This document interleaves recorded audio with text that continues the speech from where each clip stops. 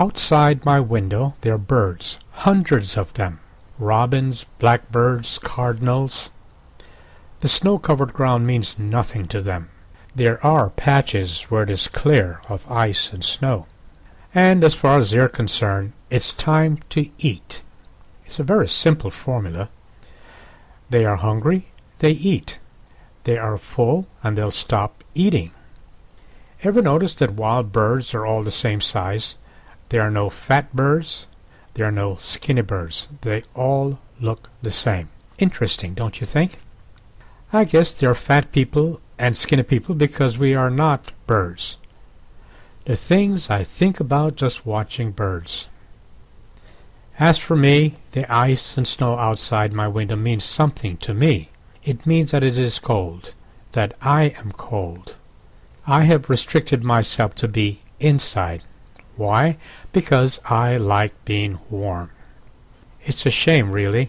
Hundreds of them outside enjoying each other's company, eating, having fun. Then there is me, inside, alone. I have been looking at these birds because I think birds are amazing. They're not only beautiful, but I think their behavior is worth observing. Today I'm concentrating on a very small flock of birds, and a loner, a bird who insists on being alone, foraging on his own, being by himself. As for the flock of birds, first one, then two, then three. Then many came to this one area. It must have offered a lot of food. In the meantime, the one bird kept moving the leaves and foraging, moving the leaves and foraging. He chose to be alone. He's either very knowledgeable or very naive. I see him as a free thinker, preferring to be on his own, and I understand that. I think we all, in a way, understand life in a singular way. Take losing someone, for example. A single death of someone close is far more devastating than 100,000 people dying elsewhere. It doesn't matter that there are 100,000 individuals. One is personal, 100,000 is just a number. We don't know them, so they don't matter. 100,000 people losing their lives overseas mean nothing to you. But one person, someone you know, getting sick is a tragedy. I guess that is why we have wars, because wars are so impersonal.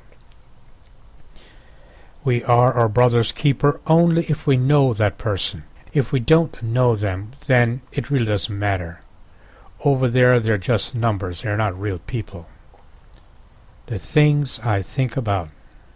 For example, do birds get married? How then do they procreate? And if they do, are they all living in sin? Oh, well, it just goes to show you that they have their own value system, and it seems to work for them. I saw an article about values the other day. The author was wondering why so many people were getting married outside of their race. And then I thought, what does skin color, what does race have to do with values, or for that matter, the very question? To go seeking someone, a companion, a friend based solely on skin color is really bizarre. I could be wrong, but it seems to me that shared values, spiritual affinity, mutual heritage, equal education, sense of fairness, and appreciation of justice, just to name a few, are far more important than skin color. Wow, what a question. Yet, to be fair, a lot of people spend a lot of time discussing skin color and making it the subject of the day, each and every day. Don't you know people with whom you share similar skin color that you would never date, much less marry? Yet listen to the news tonight, on any given night, and count the amount of time skin color is the basis of the news. After all, people with the same skin color does not always share the same values, do they? So, to use skin color as the sole criterion for a relationship is strange. I wonder why that is. The things I think about watching birds. Speaking about relationships, I have a theory, and I think I'm onto something, really. I really believe that.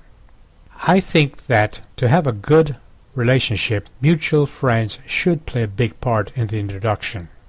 Friends should introduce friends if the relationship is to amount to anything. And here's why.